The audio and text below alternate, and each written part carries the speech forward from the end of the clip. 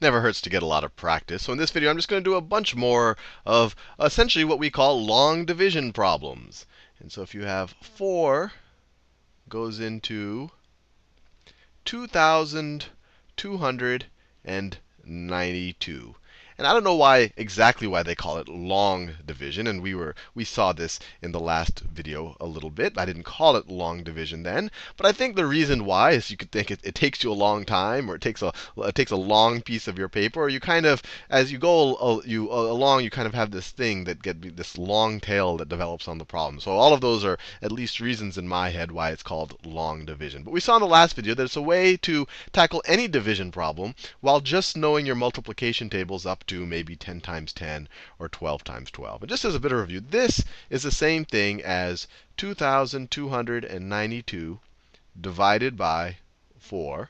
And it's actually the same thing, and you probably haven't seen this notation before, as 2,292 divided by 4. This, and this are all equivalent statements on some level. And as you can see, you say, hey, Sal, that looks like a fraction, in case you have seen fractions already. And that is exactly what it is. It is a fraction. But anyway, I'll just focus on this format. And in future videos, we'll think about other ways to represent division. So let's do this problem. So 4 goes into 2 how many times? It goes into no times. So let's move on to, let me switch colors. So let's move on to the 22. 4 goes into 22 how many times? Let's see, 4 times 5. 4 times 5 is equal to 20. 4 times 6 is equal to 24. So 6 is too much. So 4 goes into 22 5 times. 5 times 4 is 20. There's going to be a little bit of a leftover. And then we subtract. 22 minus 20, well, that's just 2. And then you bring down this 9.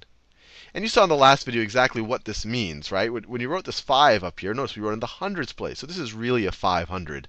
But in this video, I'm just going to focus more on the process. And you can think more about what it actually means in terms of where I'm writing the numbers. But I think the process is going to be crystal clear, hopefully, by the end of this video. So we brought down the 9. 4 goes into 29 how many times?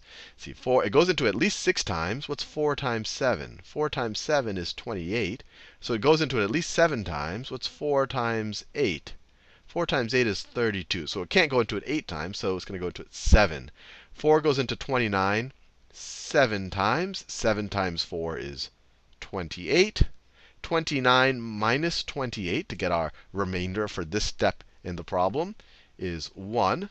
And now we're going to bring down this 2. We're going to bring it down.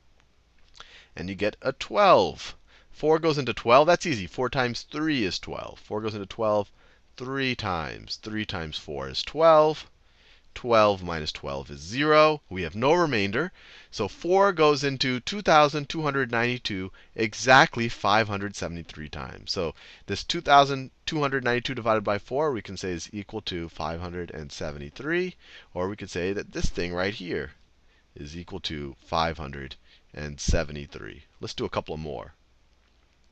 Let's do a few more problems. Let me pick a nice, I'm going to do that red color. So say we had 7 going into 6,475. Maybe it's called long division because you write it nice and long up here and you have this line. I don't know. There's multiple reasons why it could be called long division. So you say 7 goes into 6 0 times. So we need to keep moving forward. So 7, so then we go to 64. 7 goes into 64 how many times? Let's see. 7 times 7 is, well, that's way too small. Let me think about it a little bit. Well, 7 times 9 is 63.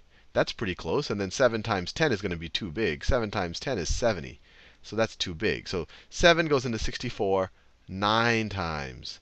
9 times 7 is 63. 64 minus 63, to get our remainder at this stage, is 1. Bring down the 7. Bring down the 7. 7 goes into 17 how many times? Well, 7 times 2 is 14. And then 7 times 3 is 21. So 3 is too big. So 7 goes into 17 2 times. 2 times 7 is 14. 17 minus 14 is 3. And now we bring down the 5. We bring down the 5. And 7 goes into 35. That's in our 7 multiplication tables. 5 times. 5 times 7 is 35. 5 times 7 is 35. And there you go. And so the remainder is 0. So all the examples I did so far had no remainders. Let's do one that maybe might have a remainder. And to ensure it has a remainder, I'll just make up the problem. It's much easier to make problems that have remainders than the ones that don't have remainders. So let's say I want to divide 3. Let's say I want to divide 3 into, I'm going to divide it into, let's say 1735092. This will be a nice beastly problem. So if we can do this, we can handle everything. So this is 1,735,092. That's what we're dividing 3 into.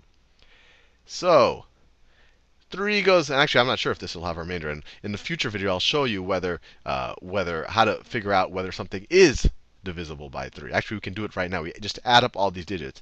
1 plus 7 is 8. 8 plus 3 is 11. 11 plus 5 is 16. 16 plus 9 is 25. 25 plus 2 is 27. So actually, this number is divisible by 3. So if you add up all of the digits, you get 27. And then you can add up those digits. 2 plus 7 is 9. So that is divisible by 9. And that's a trick that only works for 3. So this number actually is divisible by 3. So let me change it a little bit so it's not divisible by 3. Let me make this into a 1. Now this number will not be divisible by 3. I definitely want a number where I'll end up with a remainder, just so you see what it looks like. So let's do this one.